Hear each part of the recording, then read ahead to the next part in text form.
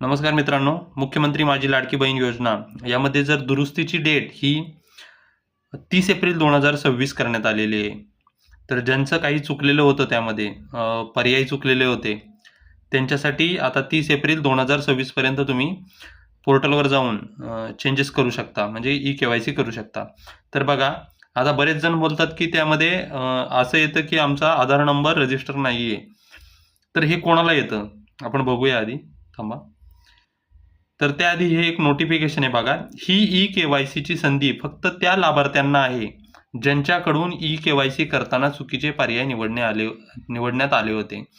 म्हणजे ज्यांनी ई-KYC करताना चुकीचे पर्याय निवडले त्यांच्यासाठीच ही तुम्ही आत्ता ई-KYC करू शकता. तर तुम्ही इथं क्लिक केलं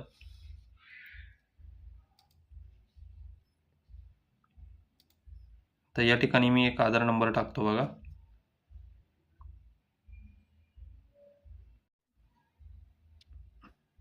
हे बघा, मी इथं आता आधार नंबर टाकलाय, कॅप्चा टाकून घेतला आणि मी सहमत आहे.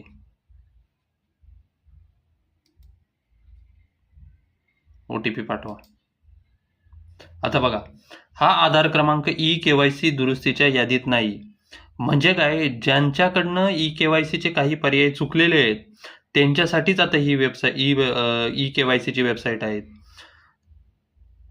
नाहीतर ज्यांच्यासाठी दुरुस्ती करायची काही नाहीये त्यांच्यासाठी ही वेबसाईट आत्ता नाहीये, किंवा ज्यांनी ई-KYCच केली नाही त्यांच्यासाठी ही वेबसाईट चालणार नाही. त्यामुळे ज्यांच्याकडनं दुरुस्ती करायची, फक्त दुरुस्ती करायची काहीतरी बाकी आहे, चुकीचे पर्याय निवडले गेले, त्यांच्यासाठीच ही वेबसाईट आहे. तर येत्या 30 एप्रिल 2026 पर्यंत तुम्ही जर दुरुस्ती करायची असेल, काही त्रुटी असतील तर त्या नक्की करून घ्या आणि येणारा 1500 रुपयाचा हप्ता जेणेकरून तुमच्या अकाउंटवर त्यामुळे जमा होईल. आणि ज्यांची ई-KYC करायची असेल त्यांनी सिम्पली इथं लाभार्थी आधार क्रमांक टाका, कॅप्चा टाका, मी सहमत आहे आणि OTP पाठवावर क्लिक करा. तुम्हाला विंडो ओपन होईल पुढची. त्या विंडोमध्ये तुमचे योग्य ते पर्याय निवडा आणि सबमिट करा आणि शेवटला तुम्हाला एक नोटिफिकेशन येईल की तुमची ई-KYC झालेली आहे म्हणून. आणि पुढचा जो हप्ता असेल तो तुम्हाला तुमच्या अकाउंटला क्रेडिट होईल.